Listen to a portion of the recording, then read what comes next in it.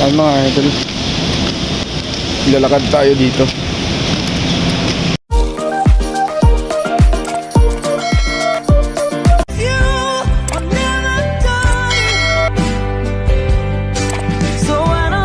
Aga pa yung pasok ko, wala pang break, wala pang simula. 6 pa lang, +7 pa yung pasok namin. Ang mga idol, ang taas ng building na ginagawa namin dito. Mga 60 floor yata to.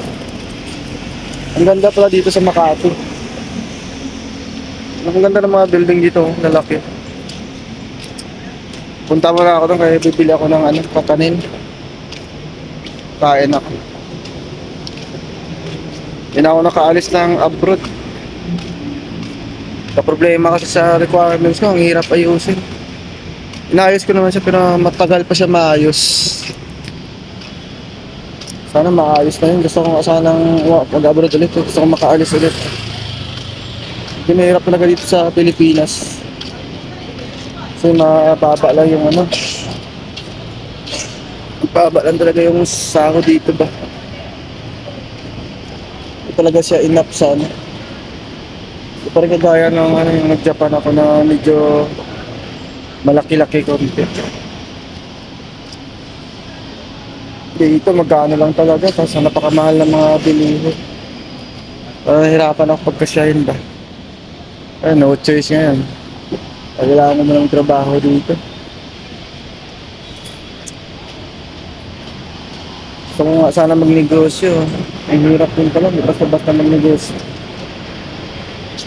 Kung alam man, sana gusto ko balang araw ba. Anong tawag dito? For good. Salamat mga idol sa suporta sa aking channel. Baka pwede naman paki-like and subscribe no. Updated kayo lagi sa mga video na i-upload ko. Naalala nyo mga idol, makapag-abroad ulit ako, marami na akong i-share sa inyo. Puhon sana pag naayos yung ko. Pag ako, apply ulit ako pag sayang yung yung pagkakataon. Gusto ko mag-apply ulit. Hirap ng dito talaga ng life. Ang taas ng ayun ginagawa sa taas. Ang na yun sa taas, 7th floor.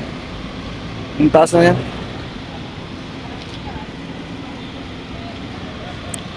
Merienda muna ako doon. Maraming merienda doon eh.